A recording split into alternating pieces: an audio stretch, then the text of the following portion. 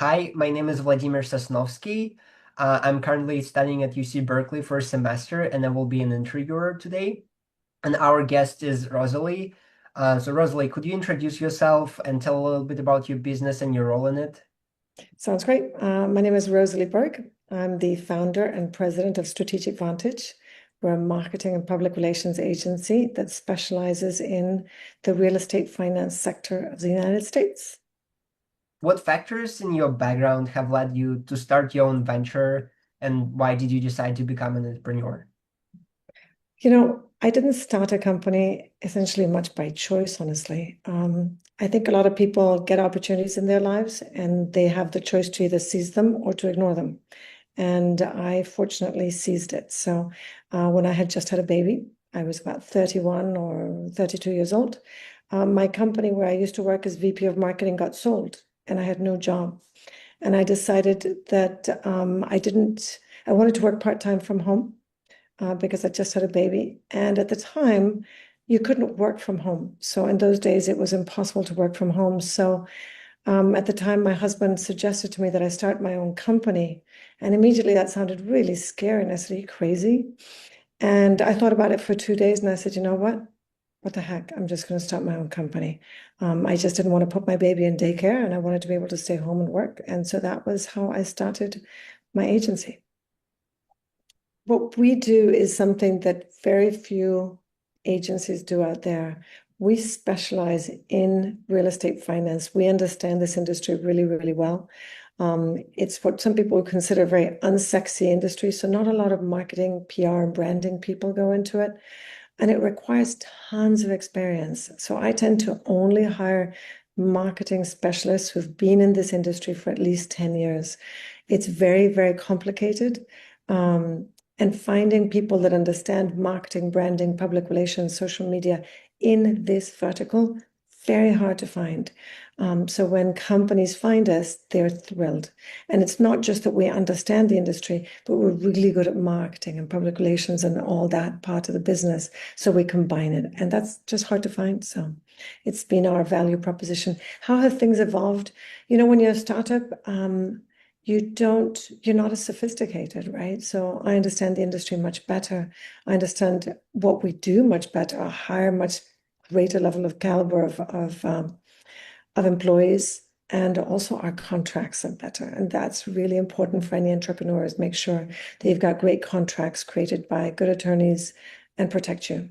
So we're much stricter as far as our payment terms and as far as making sure that we get paid up front and things like that. And that's an important thing for any entrepreneur to keep in mind is to make sure you get covered. Because in my first 3 or 4 years in business, I certainly did not get treated well, especially by one company who never paid us Mm, not because we did anything bad, but just because they could get away with it.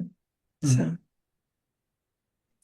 they say that it's not just about a product or a service, but about the culture.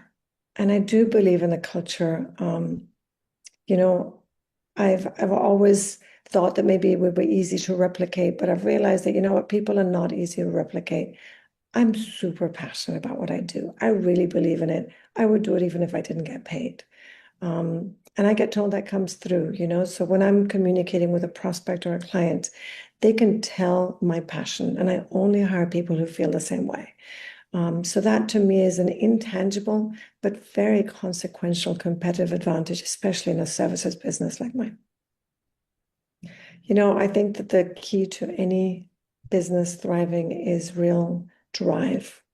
Like just go at it. Like you're never going to lose and always keep going and persevering and just being incredibly driven. I know, Vova, you are that kind of person from what I know.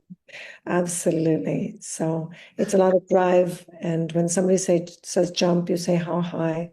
I remember my first 3 years when I had two young children at home, and I had enough work for three of me at the beginning because it was just me. And clients would say, "Oh, Rosalie, can you do this by tomorrow?" And I'd be like, "Absolutely, sure." I'd hang up the phone and be like, "Okay, how am I going to do that?" And that's fine, and realizing that this too shall pass and eventually hiring, that was really important. So I hired with very little overhead. I ended up hiring people as contractors so that, I'd pay them for the work that they did. And that certainly helped. But I do think that the secret to success for a company is trying to keep your overhead low, but certainly being very, very driven. I've learned that um, your connections over the course of time before you even start a business are really, really important. So people that you come across and that you might not have seen significant at the time could turn out to be sources of revenue and possible new clients or partners or whatever it is. And to be really mindful of that as you go through your career. I also strongly respect having spent 10 years working in the workforce, working for other people before starting my own company. It certainly helped me mature and understand what I appreciated in management, what I didn't, and learn from other people rather than just being self-taught. So by the time I started my company, I knew that I liked a company that was really inclusive, empathetic, everybody was respectful, that I didn't want any bad attitudes. And I really wanted a good culture, and I fostered that over time. So most of my staff have been with me 10 to 16 years, and everybody really feels like it's a great place to work. So nobody picks on anybody. If ever I interviewed somebody and they seemed like they might have a bit of an attitude, I refused to hire them no matter how talented they were. So Mm. personality matters. It matters not just within your own company culture, but it also matters to your clients. Well, starting a company is never easy.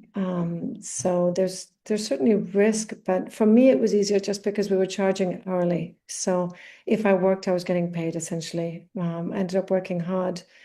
I tend to be one of those people that likes to be somewhat regimented, and that made sure that I wasn't working all hours, but I was working very hard during the hours that I did work. So I've always set myself a schedule when I would be at my desk. Um, and that really helped, but it was a challenge, like I mentioned earlier, I sometimes was working crazy hours, and that's normal. I had I had also dealing with people when I didn't have a strong, solid contract. I think that was probably the most challenging thing I did.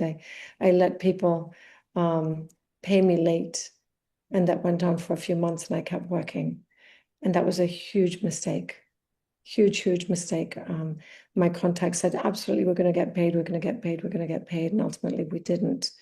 And it wasn't because we'd done anything bad, but just because they felt like they could get away with it. So Mm. that was a huge learning lesson. Now we don't do any work without getting paid in advance.